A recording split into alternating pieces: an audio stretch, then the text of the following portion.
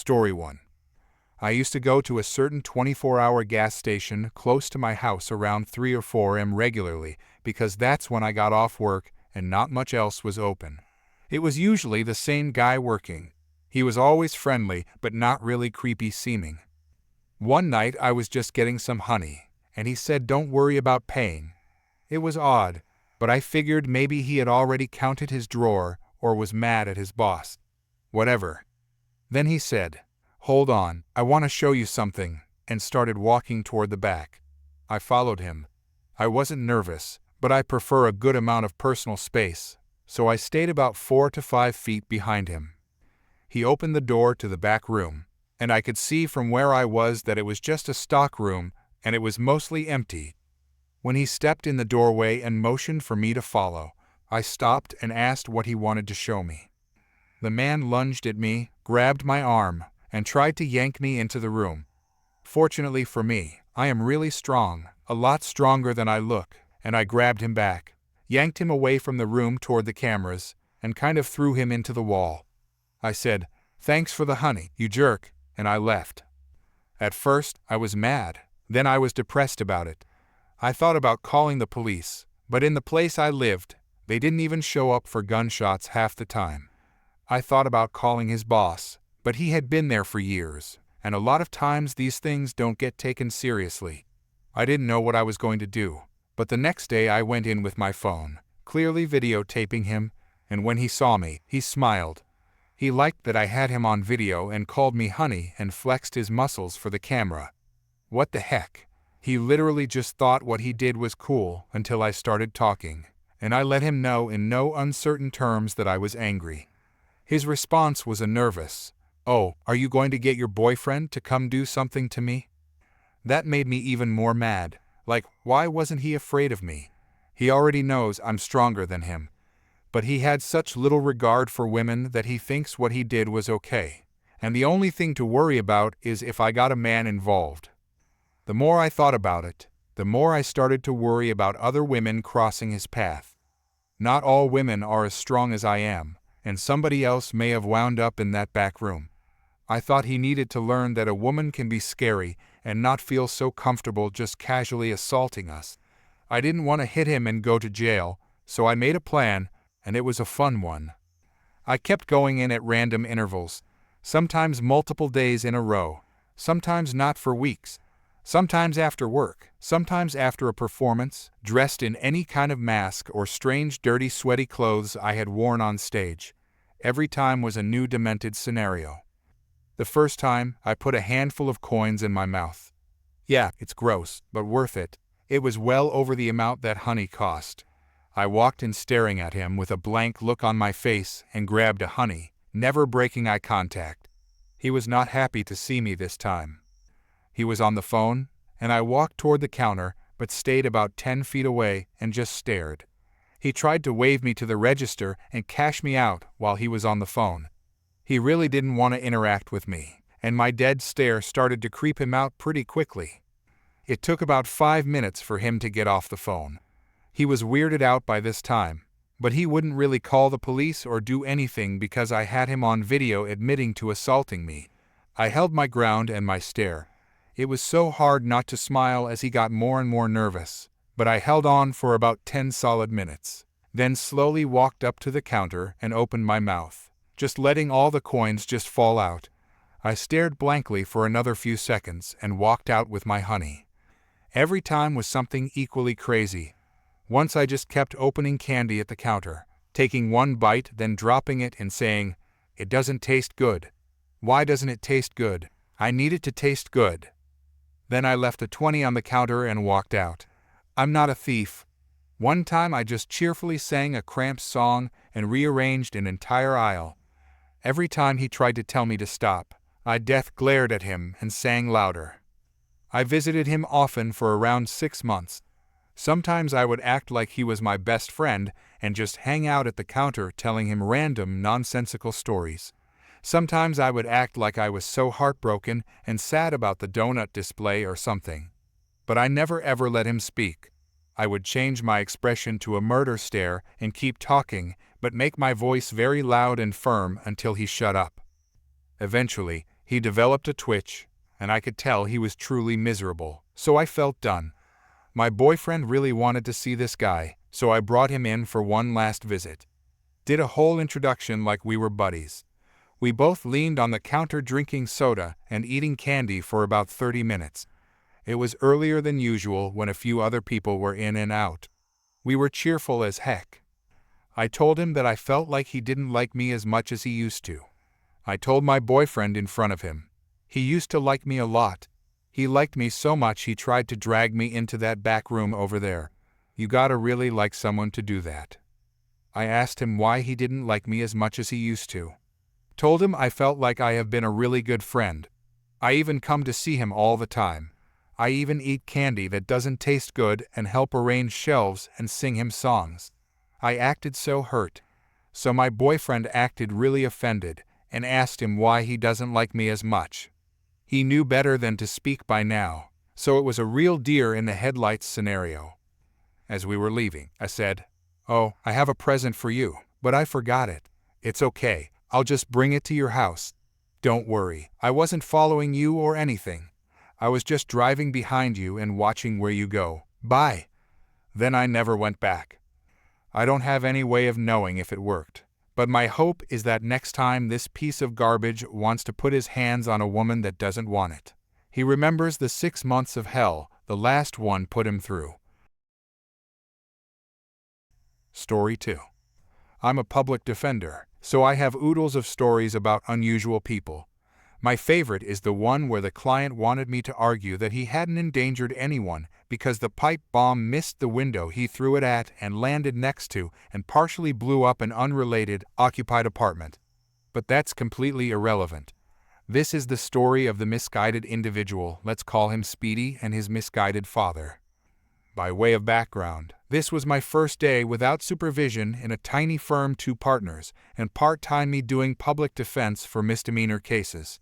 I was a novice lawyer just out of a boring research job and eager to get my boots on the ground. I'd been shadowing one of the partners for the previous week, and he figured he could take a long breakfast that morning. This was a Monday with 17 pretrials scheduled with our firm. In my state, a pretrial is the first court date. It's a meeting between me and the prosecutor to figure out any discovery issues, getting all the evidence from the other side, and propose resolutions prior to trial.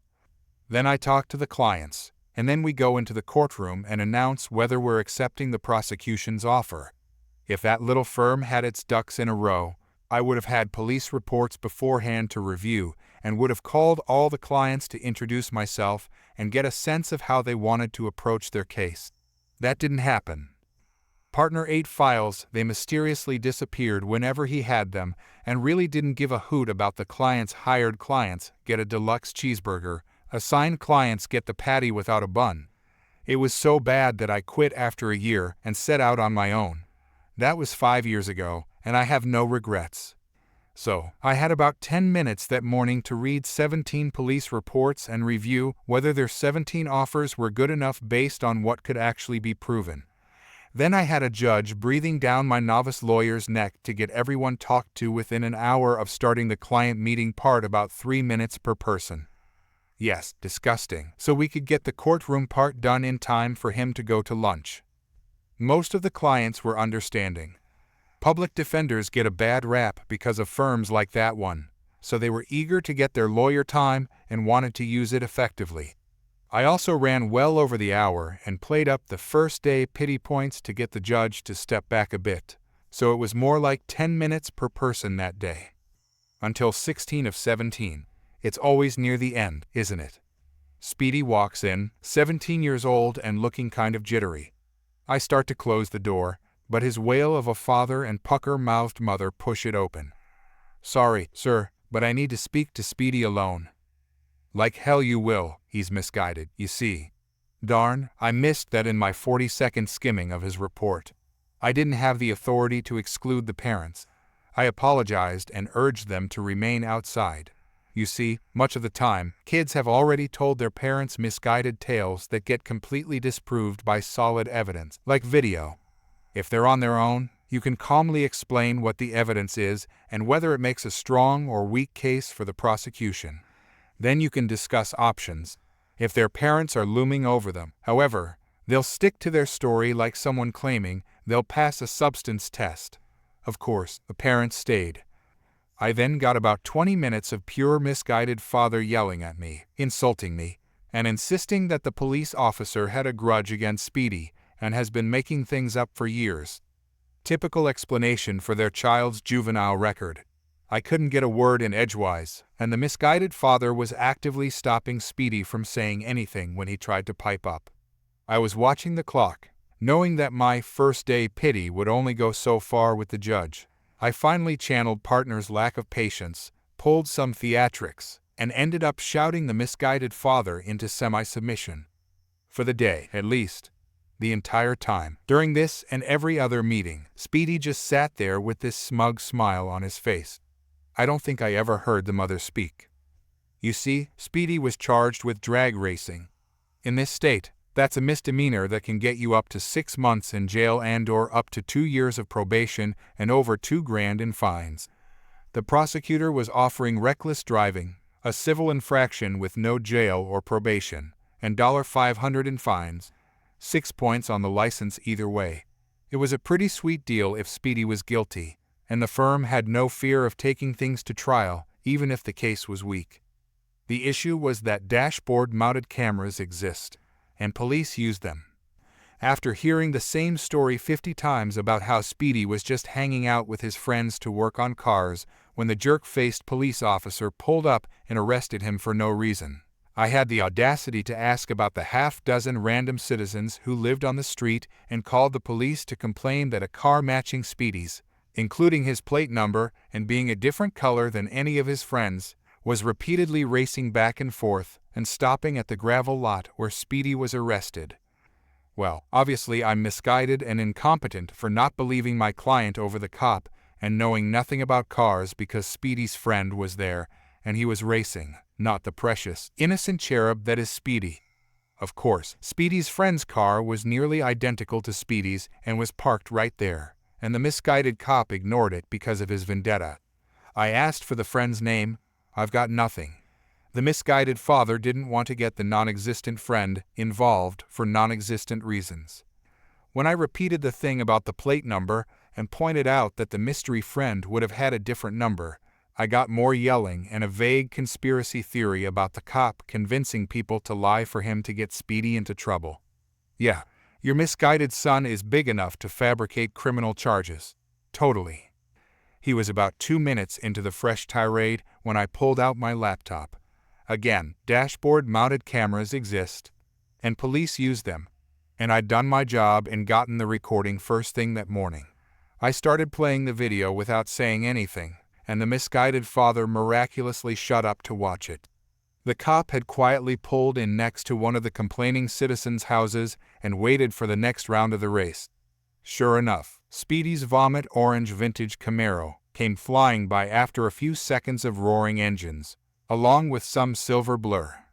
The cop waits for the return trip and pulls out, sirens and lights blaring. They were over 100 feet away by the time he pulled out Gotta Go Fast, and the camera was pretty grainy, so it didn't catch the plate. It did catch the color and the big racing stripe down the middle. Speedy, being the genius that he is, took a reckless turn, and the cop lost sight of him for about 2 seconds, right at the end before the gravel lot where everyone else was waiting. By the time the cop pulled in, Speedy was already out of his car and yelling about how the cop couldn't prove anything. The silver blur kept going, and some say it's still going to this day. Back in the real world, the misguided father started back up by vehemently agreeing with dash cam Speedy that there was no proof Speedy was driving. I clicked into no-nonsense mode and had what I call the look moment. Look, are there any other bright orange cars there? What about that friend you told me about? Speedy's Camaro is the only bright orange car there, isn't it? How about the dust literally settling around his car and smoke pouring out of his engine block like it's on fire? How about him immediately yelling about the cop, not being able to prove anything before the cop even got out of his car? Your story is just nonsense. Until we manage to fill the jury box with mentally ill individuals, they'll see this video and find your son guilty, and he'll have a criminal record. They don't even need them.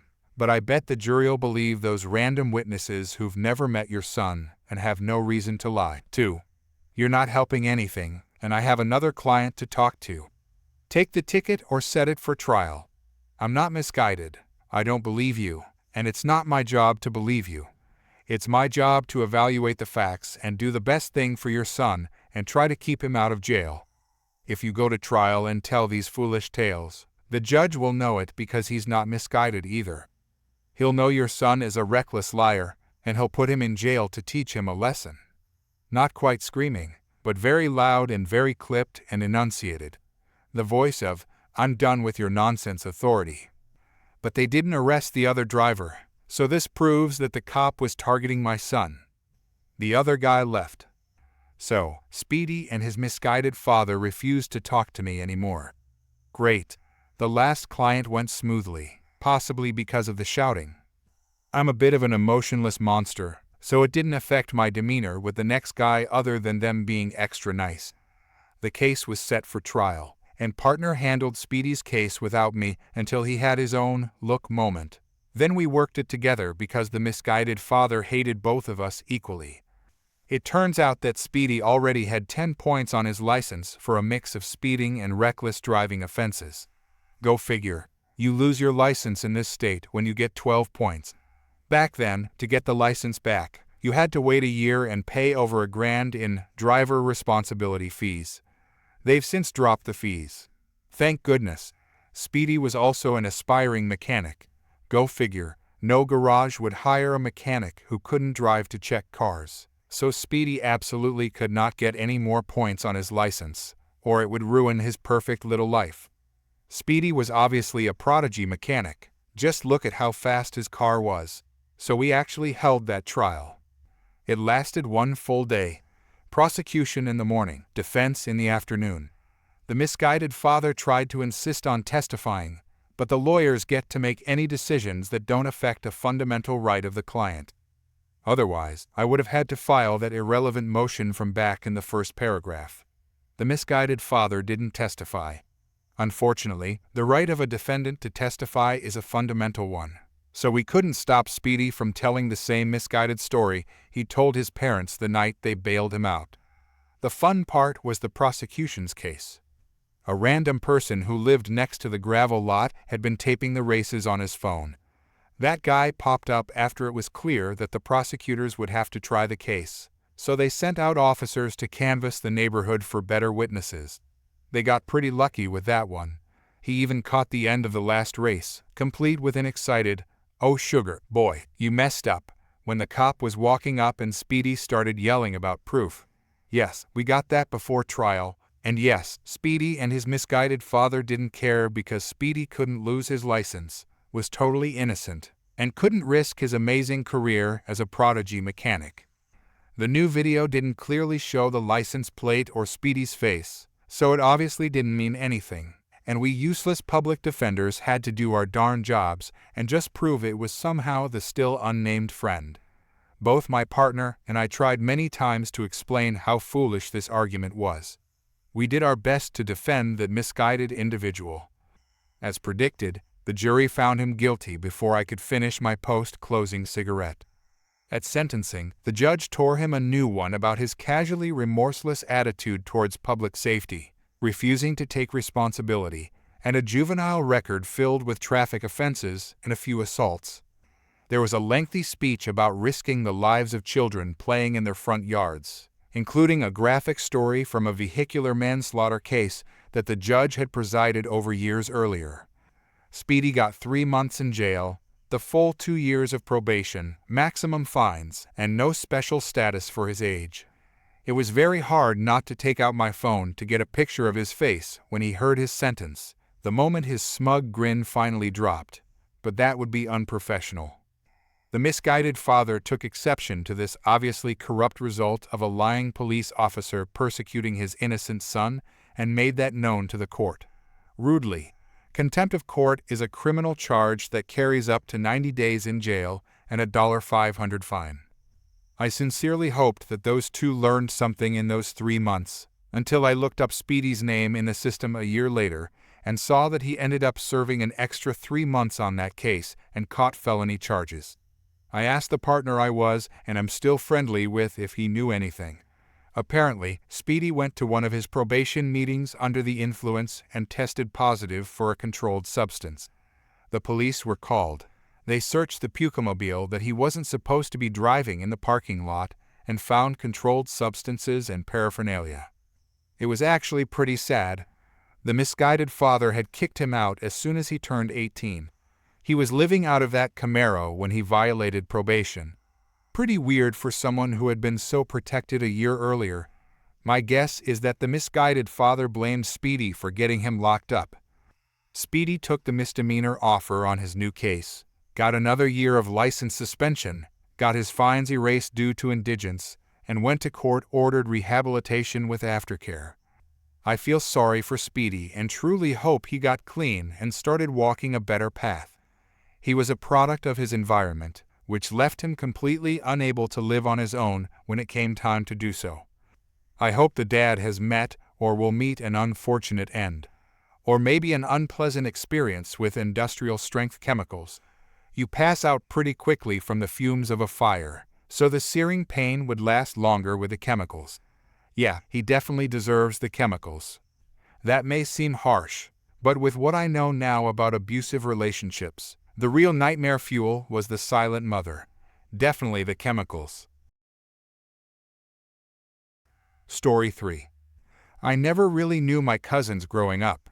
We lived in different states, and by the time they moved to my area, I was already an adult with my own life. It wasn't until my grandma came to visit that I learned about the drama in their family. "Grandma, you won't believe what your aunt has done.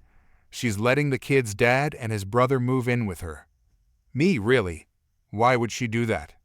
"Grandma, well, it's because of what happened with the uncle. He was caught molesting your youngest cousin." I was shocked.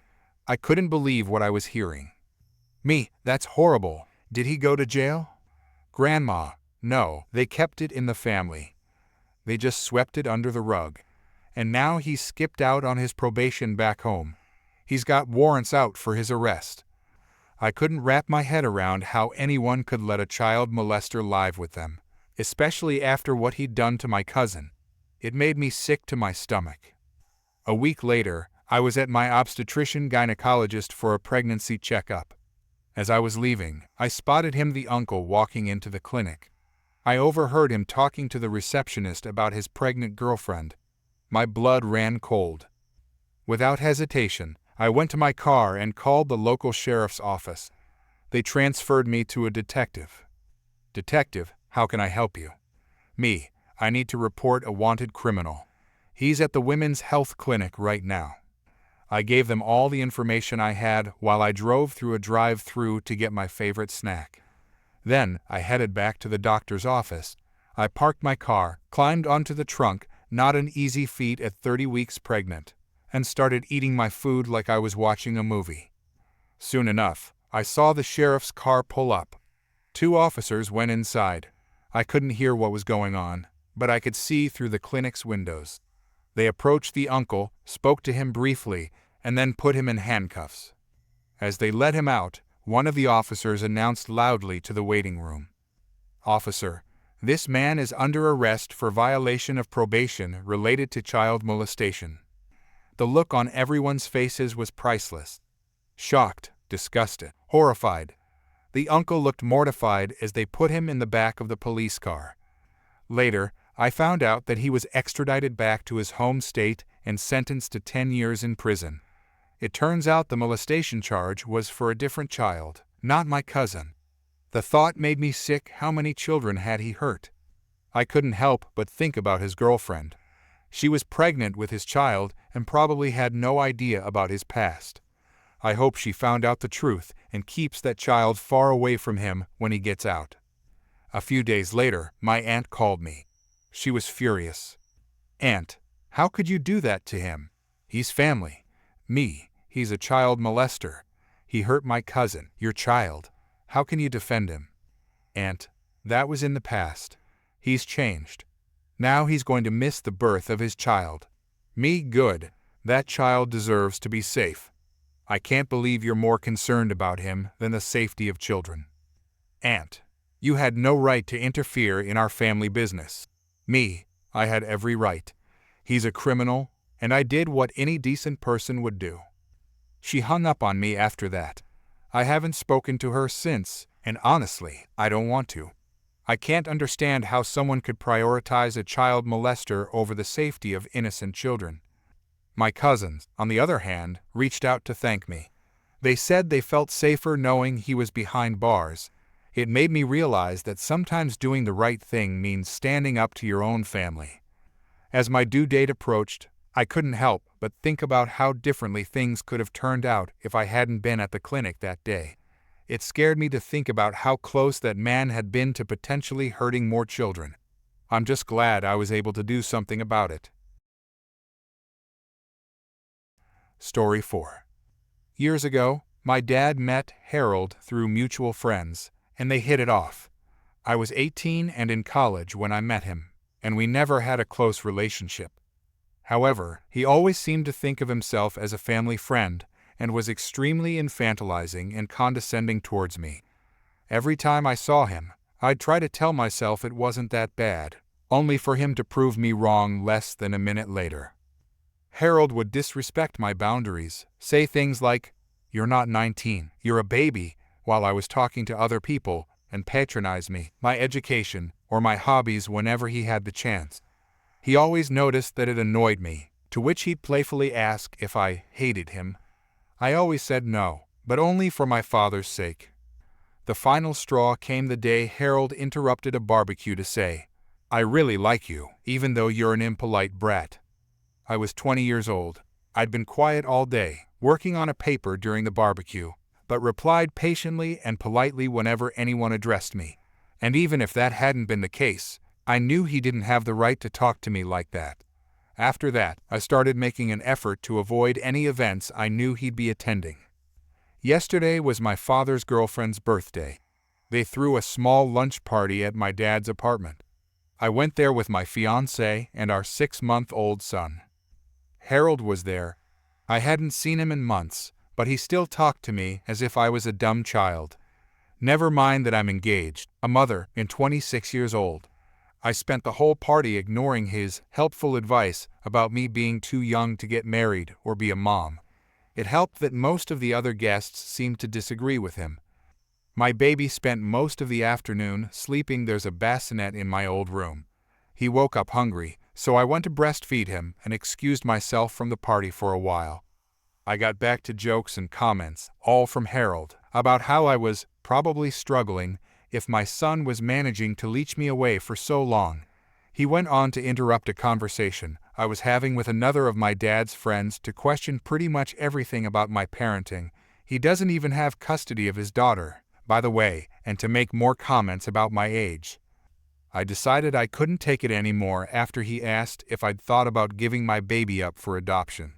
I got my son and told my fiancée we were leaving. We said goodbye to everyone except Harold.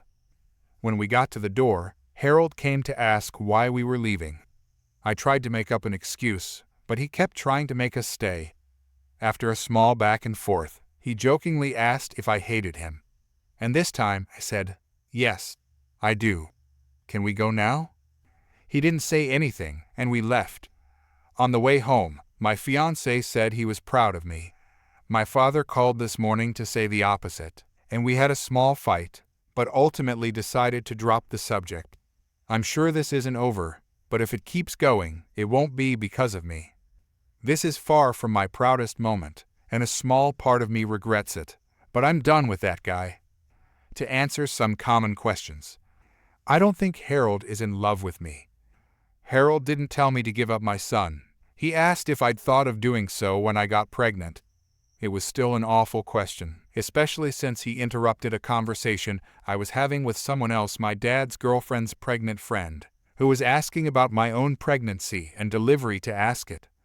I don't like making a big deal out of things unless necessary. If I'm uncomfortable, I leave.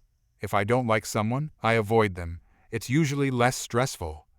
The fight between me and my father ended when I told him about the adoption comment. I don't think he gets that's not the only reason I left. but it was definitely what broke the camel's back. I really don't need my father to stop being friends with Harold. He's a grown man capable of making his own poor choices. I never told my dad I hated Harold because I never thought I had to like him in the first place. He's my father's friend, not mine. And I've been distancing myself from Harold since I was 20, meaning I haven't seen him much in the last 6 years. My fiancée was on the other side of the room and wasn't listening to Harold's comments. I filled him in when we got to the car. He's 100% on my side. Story 5. When I first took the job, I was worried about getting robbed. Little did I know, the real trouble would come from one of my own coworkers. Our store was always crawling with cops. City police, county sheriffs, even detectives would stop by regularly for snacks or just to chat. It made me feel safe, but it didn't protect me from the annoyance that was my coworker. Let's call him Mr. Know-It-All. This guy was something else. In his early 20s, he thought he knew everything about everything, and I mean everything. He'd argue with you about your own life experiences if he could. But that wasn't even the worst part. He was a tattletale too. One day, he almost got me fired by telling our manager I let my friend steal from the store. Luckily, we had security cameras that proved he was lying. Did he apologize? Of course not. In his mind, he was never wrong. Me, hey, why did you tell the manager I let someone steal? Mr. Know-It-All, I saw what I saw. You can't fool me. Me, but the cameras showed nothing happened. Mr. Know-It-All, well, you must have done something. I know what I know. It was infuriating, to say the least.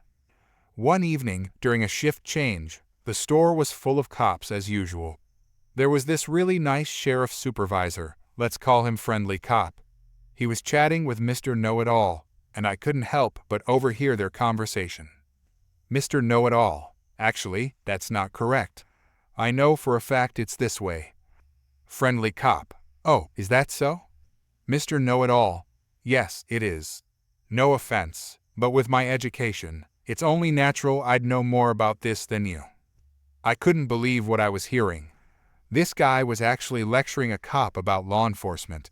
Friendly Cop just smiled and walked away. He came over to me and asked for Mr. Know-It-All's last name. I didn't see any harm in telling him, so I did. A few minutes later, Friendly Cop came back with a big grin on his face. Friendly Cop, hey buddy, what was your name again? Mr. Know-It-All, sounding annoyed. I already told you, it's his full name. Friendly Cop, great, I'm so happy to hear that because there's a warrant out for your arrest. I'm going to need you to turn around and put your hands behind your back. The entire store went silent. My jaw dropped. I couldn't believe what I was seeing. Mr. Know-It-All, the guy who thought he was smarter than everyone else, was being arrested right in front of us. Mr. Know-It-All, what? This must be a mistake. Friendly Cop, no mistake. You've got a warrant, and I'm taking you in. As Friendly Cop put the handcuffs on Mr. Know-It-All, I exchanged looks with my coworker. We were both trying not to laugh. It was like karma had finally caught up with him. Mr. Know-It-All, but I didn't do anything. You can't arrest me. Friendly Cop, actually, I can, and I am. Let's go. They led him out of the store, and just like that, our most annoying coworker was gone. I never saw him again after that day. Later that evening, Friendly Cop came back to apologize for making me stay late. Friendly Cop, sorry about that. I hope it didn't cause you any trouble. Me, are you kidding? That was the best thing I've seen in years. I'd stay late any day for a show like that. We both had a good laugh about it. I couldn't help but think about how Mr. Know-It-All had basically gotten himself arrested. If he hadn't been so determined to prove he was smarter than a cop, he might have gotten away. But his big mouth and bigger ego finally caught up with him. For weeks after that, whenever the cops came into the store, they'd ask about Mr. Know-It-All with a chuckle. It became a bit of a running joke. Even our manager, who had been constantly bothered by his tattling, couldn't help but laugh about the whole situation. Me, I still can't believe he got himself arrested like that. Manager, Well, I guess he didn't know everything after all. It just goes to show, sometimes karma has a way of catching up with people. And in this case, it came with a badge and a pair of handcuffs. I have to admit, as much as Mr. Know-It-All had annoyed me, a small part of me hoped he'd learned his lesson. But knowing him, he was probably trying to tell the guards how to do their jobs.